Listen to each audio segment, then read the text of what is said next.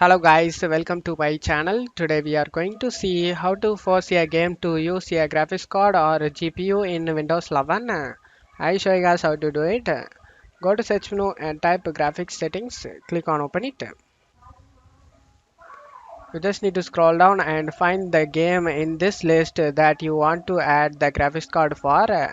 If you can't able to find the game, then you just need to select browse on top and you just need to navigate to the game location guys.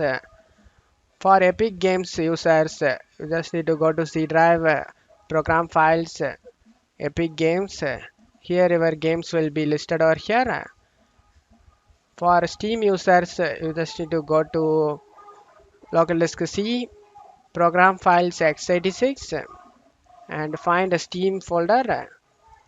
Find a Steam apps folder, double click on it.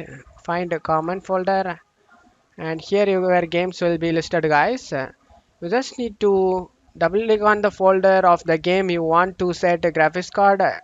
Just double click on it and select the exe file of the game and select add.